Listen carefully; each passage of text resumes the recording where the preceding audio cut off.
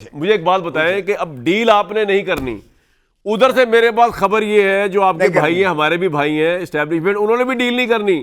وہ کہہ یہ رہے ہیں کہ جناب ہمارے پاس عمران خان کو دینے کے لیے کچھ بھی نہیں ہے، کہ عمران خان صاحب چاہتے ہیں کہ ان کا مینڈیٹ واپس کر دیا جائے تو ہم الیکشن کس طرح انڈو کریں. دوسری طرف عمران خان کے پاس اسٹیبلشمنٹ کو دینے کے لیے کچھ نہیں ہے. اسٹیبلشمنٹ یہ چاہے گی شاید کہ عمران خان اگر باہر آئیں تو آرام سے 3-4 سال اس گورنمنٹ کو اور اکانومی کو اسٹیبل چلنے دیں. وہ عمران خان نے کرنا کوئی نہیں، آتے ساتھ تو نہ عمران خان کے اختیار. تو سر اب اس کا حل کیا ہے؟ عمران خان کا 1 سال ضائع ہو گیا جیل میں، اب اس کا آپ گرفتاری ان کی رہائی کرانے کے لیے نہ عوام کا پریشر لا سکے، نہ پارلیمنٹ کا لا سکے، کانگریس کا آپ نے کر دیا، اس کا فائدہ کچھ نہیں، 0/0. تو کیا رستہ کیا ہے عمران کو نکالنے کا آپ کے لیے؟ کامران شاید سر کامران لکھ لو، یہ آج آپ لکھ لو ذرا، یہ اگر یہ سال یہ حکومت اور یہ اسٹیبلشمنٹ نکال جائے تو تم بھی یہی ہو، میں بھی یہی ہوں، جو مرضی شرط لگا لو. یہ نہیں چل سکتا اس انداز سے. میں آپ کو بتا دوں، شرطیہ بتا دیتا ہوں میں آپ کو، اور اس کی وجہ میں آپ کو بتاتا ہوں. ایک تو دیکھیے جو ماشاءاللہ بجٹ جس سے یہ چاہتے ہیں کہ فرار کر کے اور یہ ادھر ادھر کی مار کے اور ہمارے درمیان دکھائیں کہ انتشار پیدا ہو گیا اور اختلافات ہو گئے اور 2 دھڑے پتہ نہیں کتنے بن گئے ہیں، یہ ہو گیا وہ ہو گیا. اور دھڑے جو انہوں نے بنانے تھے بنا لیے. جنہوں نے ہمیں چھوڑا ہے ان کی جو ہے سیاست ختم ہو گئی، دفن ہو گئی ان کی سیاست. دیکھیں ذرا کھٹک 2 نمبر تھا، یعنی آفٹر عمران گنا جا رہا تھا، کھٹک کدھر ہے جب چھوڑ کے گیا ہے تو اس نے سیاست ہی چھوڑ دی ہے. 8 فروری کے جو ہے الیکشن کے رزلٹ میں کدھر گیا ترین، جو اپنے آپ کو کہتا تھا میں نے ہی عمران خان کو بنایا ہے. وہ اس نے جب اپنی بنائی اور اس نے بھی 8 فروری کے الیکشنز کی جو نتائج نکلے اس نے ریٹائر ہو گیا. وہ بھی جو بھی عمران خان کو چھوڑ کر آج جائے گا وہ اس کی خودکشی ہوگی، سیاسی خودکشی ہوگی. تو اس لیے عمران خان لوگوں کی دلوں کی دھڑکن ہے. یہ سارے بھی چھوڑ جائیں. میں آپ مجھے بتا رہے تھے وہ باہر کیسے آئیں گے دلوں کی دھڑکن، وہ تو بتائیں کس طرح باہر آئیں گے، کب آئیں گے، تاکہ ان کی پارٹی کو یونیفائی کرنے اگر کوئی اختلاف نہیں ہے. یہ بھی سن لو، یہ بھی سن لو. یہ اکتوبر کا ذرا مہینہ ابھی تک تھوڑا سا جو ہے آپ کا ذرا فلیش دیکھ لیں ذرا. ابھی جو ماشاءاللہ دنیا کی جو کمپوزیشن جس انداز سے چل رہی ہے، انڈیا میں مار پڑی مودی کو، جو 3/4 اور 2/3 اور پتہ نہیں کہاں کہاں جا رہا تھا لوگوں کی جو ہے وہ سوشل میڈیا نے بہت زیادہ اجاگر کر دیا، اس کو مار پڑی. بائیڈن کو اتنی مار پڑ رہی ہے کہ وہ ریپلیسمنٹ سوچ رہے ہیں کہ بائیڈن کی ریپلیسمنٹ کر دیں ود ان دی پارٹی کے یہ صدارتی امیدوار نہ ہو. اور انہوں نے کہہ دیا کہ کانگریس پر ہمارا کوئی دسترس نہیں ہے جب تک حکومت کی ایک پالیسی ڈیفرنٹ چل رہی ہے. اس پہ آ جانا کہ عمران صاحب کے خلاف آپ لوگوں کی کاوشوں سے یہ تو سارا منظرنامہ انٹرنیشنل بتا دیا آپ نے مجھے. سر میں بڑا بےتاب ہوا وہ جاننے کے لیے. آپ کو یہ بھی بتا یہ میں دیکھیں ایک ہی کیس میں اس وقت عمران خان اندر ہے اور وہ عدت کا کیس ہے. تم دل پر ہاتھ رکھ کے کہو اس کیس کے ایک دن اندر رہنے سے عمران خان کا گراف آسمانوں پر جا رہا ہے کہ نہیں؟ آپ کی یہ اسٹیبلشمنٹ اور آپ کی حکومت بدنام ہو رہی ہے کہ نہیں؟ آپ کا خاکم بدہن آپ کا مذہب کو جو ہے دنیا میں بدنام کر کے اس کیس نے رکھ دیا ہے. عدت والے کیس نے 52% آپ کی عورتیں جو ہے پاکستان کی آبادی میں وہ سراسیمگی کے عالم میں ہیں کہ اب ہمیں یہ ماہواری کے پیریڈز بھی ہمیں بتانے پڑیں گے کہ کیسے کیا ہوتا ہے. شرمناک کیس ہے. اور جس میں سزا کی گئی ہے وہ فراڈولنٹ میرج کا جو ہے اوفینس ہے. اور خاکبر مالکہ صاحب 7 سال تو جو ہے خاموش رہے اور جب تک حکومت رہی یہ آ کر آپ کے چینلز پر کہتے رہے کہ میری فارمر وائف، میری سابقہ بیوی جیسا کوئی پوتر پیدا ہی نہیں ہوا ہے، نیک پاک بندہ پیدا ہی نہیں ہوا ہے. بیٹیاں اس کی قرآن شریف اٹھا کر کہہ رہی ہیں. اور جب گرفتار ہوتا ہے ایک لیکن سر یہ عدت کیس میں ریلیف تو نہیں ملا ابھی آپ کو؟ آپ کو کس طرح لگتا ہے آپ کے حق میں ہو جائے گا فیصلہ اور عمران خان باہر نکل آئیں گے؟ ارے بابا دیکھیں اب میں کیا کہوں، شرم ان کو مگر نہیں آتی.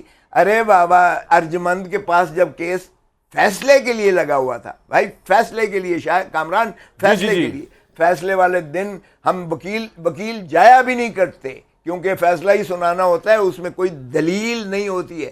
جب اس کی پہلے ایک خاکبر مالکہ کو لا کر مسلم لیگ نون کے کارندوں نے کھڑا کر دیا، وکیل ان کے وکلا ساتھ آئے، اور اس کے بعد جو ہے گولگا پاڑا جو کیا آپ نے بھی اس کو ماشاءاللہ دیکھا، دنیا ساری نے سنا.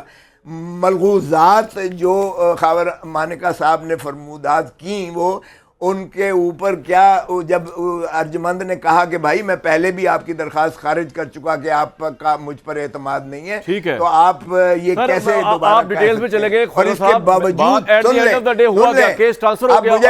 مجھے بتائیں اس وقت اس دن نہیں اس دن اس کو بری ہو جانا چاہیے تھا، ایسا ہی ہے نا، ایسا ہی ہے نا، اگر خاور مانکا کو 1% بھی یقین ہو جاتا وہ فیصلہ سنا دینا چاہیے۔ ساری باتیں جو بتا رہے ہیں، میرا سوال ہی کچھ اور ہے، میں بریک لے کے دوبارہ پوچھتا ہوں آپ سے، میں ایک بریک لے لوں، کافی دیر ہو گئی۔ کھوسا صاحب میں یہ آپ سے کہہ رہا ہوں کہ یہاں پہ ریئل پالیٹکس کا ماحول ہے، آپ جانتے ہیں، مجھ سے بہتر جانتے ہیں ریئل پالیٹکس کیا ہوتی ہے۔ بے نظیر بڑی پاپولر تھیں، بھٹو صاحب بڑے پاپولر تھے، بے نظیر کو جلا وطن کر دیا گیا 10 سال کے لیے، تو بات یہ ہو رہی ہے کہ ریئل پالیٹکس، نواز شریف بڑے پاپولر تھے 99 میں، 2/3 میجورٹی لی ہوئی تھی، 10 سال کے لیے ان کو باہر جانا پڑ گیا۔ میں اس کانٹیکسٹ میں، پاکستان ہسٹوریکل کانٹیکسٹ میں آپ جاننے کی کوشش کر رہا ہوں، یہ آپ ساری جو باتیں فرما رہے ہیں ابھی، وہ جو جن جج نے فیصلہ دیا لگ یہ رہا تھا آپ کے حق میں آ جائے گا، جس میں سزا معطلی کی بات کی گئی، انہوں نے تو فیصلے الٹا دے دیا، اب پورے دلائل آپ کے حق میں بھی ہوں، کتنا ہی شرمناک کیس کیوں نہ ہو عدت کا، ساری باتوں سے آپ کی ایگری بھی کر لیا جائے، پوائنٹ یہ ہو رہا ہے کہ کیا اب آپ کی ساری توقعات اس عدت کے کیس پہ ہے کہ اس میں سے اگر عمران خان کی سنوائی ہو جائے گی، آئی تھنک 12 جولائی کو فیصلہ ہونا ہے تو ہو جائے گا، اگر اس میں نہ ہوئی تب دین واٹ؟ اور دوسرا سوال کا حصہ یہ ہے کہ اس کا مطلب عوام کی کوئی پاور آپ کے پاس بیلٹ میں نظر تو آئی، سڑکوں پہ نہیں ہے دباؤ ڈالنے کے لیے، پیسفل پروٹیسٹ کے لیے کہ اپنے لیڈر کو آپ باہر نکال لیں، اور اسی وجہ سے ڈویژن ہوئی ہوئی ہے کیونکہ آدھے لوگ آپ کی پارٹی کے کہتے ہیں کہ پروٹیسٹ کرنا چاہیے جبکہ عمر ایوب اینڈ پارٹی کہتے ہیں کہ نہیں کرنا چاہیے۔ ان چیزوں میں بات کروں گا آپ سے، ان کو بٹھا کے آپ نے کابینہ کی میٹنگز کرائی ہوئی ہیں، دنیا میں کبھی اس طرح ہوتا ہے کہ آرمی چیف کو آپ کہیں کہ جو عمران خان صاحب نے کیا کہ وہ پریس ٹاک رہے یا ڈی جی آئی اس پی آر اس زمانے کے تھے آصف غفور صاحب، ان کو آپ جا کے جوائنٹ پریس کانفرنس کروا رہے ہیں، تو سر آپ تو کہتے ہیں کہ 3.5 پونے 4 سال کی ہسٹری عمران خان کی مائنس کر دیں اور اس کے بعد کہیں کہ دیکھیں ملک کے ساتھ کیا ہو گیا۔ سر کچھ تو انصاف کریں یار کھوسا صاحب تاریخ کے ساتھ۔ کامران سر میں کب جسٹیفائی کر رہا ہوں؟ دیکھیں two wrongs will not do one right. کم از کم عمران خان نے the hard way he has learnt the lesson، اس نے تاریخ سے اور اپنے اس سیاہ دور سے سبق سیکھا ہے اس نے، اور اس نے یہ طے کر لیا ہے کہ اب no more compromises، آپ نے compromises کر کے ہی اس نہج پر اپنا جو ہے آئین کے انحطاط اور جمہوریت کی نفی پر لے کر آ گئے ہیں۔ آج عوام پس رہی ہے اس لیے کہ ملٹری ان بزنس آ گئی ہے۔ ملبس کا ایک پرنسپل ہے، جب دنیا میں دیکھ لیں ملٹری ان بزنس آ جائے نہ وہ لڑنے لائق رہ جاتی ہے، اور وہ ہر انسٹیٹیوشن کو کیپچر کر کے گماشتے بنا کر وہ اس طریقے سے پرائم منسٹر اور جو ہے عہدے دے کر اور غلام بنا دیتی ہے۔ اب تو یعنی عالم یہ ہو گیا ہے کہ منصف انصاف مانگ رہے ہیں۔ آپ کے نظام عدل کو جس طرح سے چوک کر دیا گیا ہے وہ بھی آپ کے سامنے ایک تاریخ کا حصہ ہے۔ مجھے بتائیں کہ اگر دنیا کے ادارے یا یونائٹڈ نیشنز جس کے ہم سگنیٹریز ہیں، مائنڈ یو، ہیومن رائٹس ہوں یا ہم جتنے کنونشنز ہیں یونائٹڈ نیشنز کے، پاکستان نے اس پر دستخط کر رکھے ہیں، اگر وہ ادارے برملا کہہ رہے ہیں کہ یہاں جو کچھ ہو رہا ہے یہ انسانی حقوق کی اور یونائٹڈ نیشنز چارٹر کی اس کی وائلیشن ہو رہی ہے، تو شادیانے بجانے والی بات نہیں ہے۔ ہم تو ابھی بھی دریا کے جو ہے آگ کے دریا سے گزر رہے ہیں، ہمارے اوپر تو ابھی بھی بندش لگی ہوئی ہے، ہم ابھی بھی جلسوں کی اجازت مانگتے ہیں، نہیں دیتے۔ جو اس وقت جو عمران خان صاحب کے ایز پرائم منسٹر منظور نظر جرنیل تھے، جنرل فیض، ان کے اوپر آرمی کے اندر، ملٹری اس کے اندر، کورٹ کے اندر کرپشن کا کیس ہے۔ آپ کہہ رہے ہیں ملٹری ان بزنس، میں اگین آپ سے یہ کہہ رہا ہوں کہ یہ 3.5 سال کو مائنس کر کے ہم کوئی بات نہیں کر سکتے۔ آپ پہلے یا تو مل کے کنڈیم کریں کہ عمران خان کا اتنا ہی قصور ہے جتنا کہ کسی اور کا تھا، جتنا کہ جنرل باجوہ کا تھا اس ملک کے اندر، یا جنرل فیض کا تھا اس ملک کے اندر اسٹیبلشمنٹ کو، جمہوریت کو تہہ کرنے میں۔ دنیا آپ کہہ رہے ہیں یو این کے اندر یہ ہو رہا ہے، کھوسا صاحب آپ مجھے بتائیں، ایسا میری یار سن لیں، اس کے بعد آپ نہیں بولنا ہے۔ آپ دنیا میں کوئی ایسا پرائم منسٹر ہے جو پرائم منسٹر شپ اترنے کے بعد یہ بتائے کہ میری پارلیمنٹ کو اسٹیبلشمنٹ اور ایجنسیاں چلایا کرتی تھیں، میں خود ان سے ریکویسٹ کر کے بندے پورے کیا کرتا تھا، مجھے انہوں نے لا کے بٹھایا، وہ کراچی میں سندھ میں الیکشن جیتے تو وہاں کے جس کو مسٹر ایکس وائی کہتے تھے ان کو انہوں نے کہا کہ یہ ہمارا اوپننگ بیٹسمین ہے۔ سر یہ تو تباہی جو 3.5 پونے 4 سال میں عمران خان صاحب نے پھیری ہے اس زمانے کی اسٹیبلشمنٹ کے ساتھ مل کے، اس کو مائنس کر کے ہم کس طرح آگے چل سکتے ہیں سر؟ آپ تسلسل چاہتے ہیں غلامی کا، تو کر لیجئے گا. اگر آپ تسلسل چاہتے ہیں، کم از کم اس شخص نے یہ تو کہہ دیا کہ نو مور، انف از انف، اور وہ نہ اگر آج بھی کمپرومائز کر لے تو یقین کریں کہ ہی will be the prime minister out of jail. اور یہ لوگ جو ہے آپ کو دیکھیں گے کہ دھکے اور گڑ گڑا کے یہ ناک رگڑ رہے ہوں گے، یہ پی ڈی ایم کی حکومت یا جو بھی حکومت ہے. یہ اتنے زیادہ عوام نے ان کو مسترد کر چکی ہے. آپ آج سروے پولز کروا لیں، ہمیں آج بھی منظور ہے آپ ری الیکشنز کروا لیں. اگر ان کی ضمانتیں ضبط نہ ہوں تو کامران، شاید میں بھی یہیں بیٹھا ہوں، آپ بھی یہاں بیٹھے ہیں، جو مرضی آپ مجھ سے نہیں، میں تو آپ کو کریڈٹ دے رہا ہوں کہ آپ نے بلے کے نشان کے بغیر الیکشن جیتا. سر میں آپ کو بالکل کریڈٹ دے رہا ہوں اس بات کا، آپ نے بلے کے نشان کے بغیر الیکشن جیتا. یہ میں کل ان کو بتا رہا تھا جو پی ایم ایل این کے پارلیمانی لیڈر ہیں سینٹ کے، عرفان صدیقی صاحب. میں نے کہا جی نواز شریف صاحب کی خاموشی کا میں ایکسپلینیشن بتا رہا تھا ان کو کہ یہ ہوا ہے ان کے ساتھ، وہ اس میں کوئی دو رائے نہیں ہے. لیکن سر یہ جو آپ کی پالیٹکس ہے، یہ اس کا کوئی آپ کو فائدہ ہوتا ابھی تک نظر، اچھا سن لیں میری، یہ جو کنفرنٹریشن کی سیاست ہے آپ کی، جو آپ نے فوج کے ساتھ شروع کی، مجھے بتائیں کس عقل مند نے یہ آپ کو مشورہ دیا تھا آپ کی قیادت کو، اور اس کا کیا آپ کو فائدہ ہوا؟ فارگیٹ اباؤٹ شہباز شریف کی پرفارمنس کیا ہے کیا نہیں ہے. میں آپ کو بتا رہا ہوں اس سچویشن کے اندر آپ 50 الیکشن بھی جیت جائیں نا، آپ سارے کیسز جیت جائیں کورٹ سے، آپ پھر بھی باہر نہیں آ سکیں گے. کیونکہ آپ کو پتہ ہے ایگزیکٹلی کہ جس طاقت نے اتنی طاقتور ہے کہ جس نے آپ کے لیڈر کو پرائم منسٹر بنایا 2018 میں، تو وہ آپ کے لیڈر کو جیل میں بھی رکھ سکتی ہے. یہ آپ کو ایگزیکٹلی پتہ ہے. پھر آپ کنفرنٹریشن ان سے کیوں کر رہے ہیں؟ ان کو گالیاں، اس موجودہ اسٹیبلشمنٹ کا قصور کیا ہے میرے بھائی؟ نہ وہ آپ کو لانے والے نہ آپ کو اتارنے والے. مجھے تو سمجھ نہیں آ رہی کہ کس نے مشورہ دیا عمران خان کو کہ لانگ مارچ کرے نئے آرمی چیف کے خلاف. ابھی وہ آئے نہیں آرمی چیف، سیٹ سنبھالی اس نے. سر کامران ذرا حوصلے سے اب سننے کی بھی ذرا کر لو.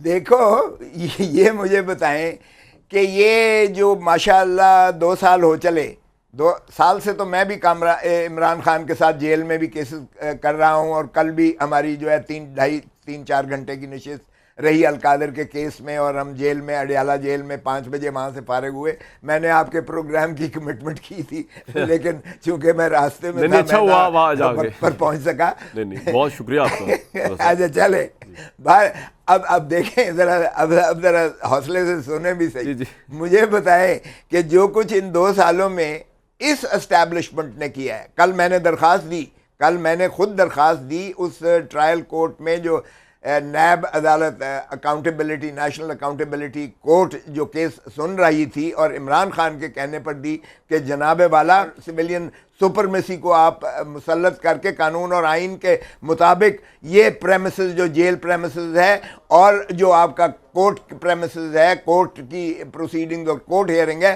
خدا را اسے نظام عدل کے نیچے لے کر آئیں اگر آپ نے اس ملک کو جو ہے.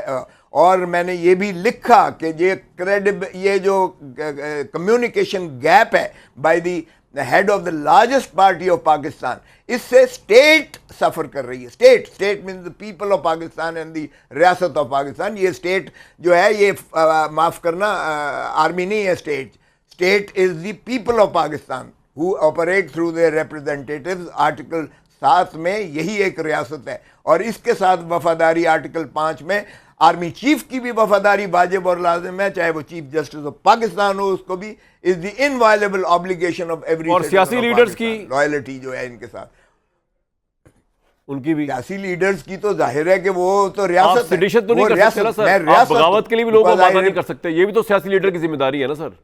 ارے بابا، کس کے خلاف بغاوت؟ اپنے خلاف. او بھائی، فوج ایک سویلین ڈکٹیٹر، اپنا ڈکٹیٹا کے تحت، سویلین ڈکٹیٹا کے تحت ایک پابند ہے اس چیز کی کہ وہ ان کے تابع چلے گی اور بارڈرز کی حفاظت کرے گی. بغاوت کس کے خلاف؟ بغاوت تو فوج ہمارے خلاف کر سکتی ہے، ریاست کے خلاف. اور ریاست از دا پیپل آف پاکستان. ذرا آرٹیکل 7 میں دیکھیں، کیونکہ لوگوں کے ٹیکسز سے جو ان کو تنخواہ ملتی ہے فوج کو، اور ان کی مراعات ہیں، ان کی جو جتنے چیزیں ہیں، وہ لوگ اس کو پیسہ دیتے ہیں، تنخواہ دیتے ہیں. ایم این ایس کی بھی دے رہے ہیں، سینیٹرز کی بھی دے رہے ہیں. میں آپ کو بغاوت کی ایک شکل دکھاتا ہوں. جب آپ جب لانگ مارچ کریں اور آپ یہ کہیں کہ جو نیا آرمی چیف آئے گا وہ 2 نمبر ہوگا، وہ جعلی ہوگا، وہ کرپٹ ہوگا، وہ غدار ہوگا. ابھی آیا نہیں نیا آرمی چیف، کیونکہ پی ڈی ایم کی گورنمنٹ اس کو لگا رہی ہے. تو آپ عام فوجی جوان جو ہے اس کو کیا میسج دے رہے ہیں؟ جی سر، میں آپ سے ڈیبیٹ کر رہا ہوں. جی اور اس کا کیا فائدہ؟ کیجئے گا لیکن ذرا پیچھے چلے جائیں سارے. کیانی سے لے کر چلیں, آگے نہ آئیں. کیانی سے لے کر وہ کرپشن کی داستانیں اس کے بھائی کے اوپر ہیں. آپ ذرا باجوہ صاحب کے دیکھ لیں, ایسٹس اور باہر جو ہے جو کچھ ہے. آپ ذرا موجودہ جو کچھ 2 سالوں میں کیا گیا ہے یہاں, کہ آپ نے جو ہے ہر فارم 47 والے کو, ہر ہارنے والے کو جتانے میں کیا کیا کچھ لوازمات چلے ہیں اور کس کس نے اس میں سے جو ہے رنگا ہے. میں کسی ذات کی بات نہیں کر رہا ہے. اب آپ دیکھیں ادارے کو ہی آپ نے جو ہے وہ کر دیا ہے, وہ کر اچھا دیا سر, مجھے ایک بات بتائیں, مشکوک کر دیا ہے سارے معاملات. آپ کا یہ پوائنٹ آ گیا. مجھے ایک بات بتائیں, آپ کہہ رہے ہیں جی عمران خان ڈیل نہیں کریں گے. اس وقت آپ کی پارٹی 2 دھڑوں میں نہیں کرے گا, تقسیم نظر ڈیل آ بھی رہی نہیں ہے. کرے گا, ملک بھی نہیں چھوڑے گا. سر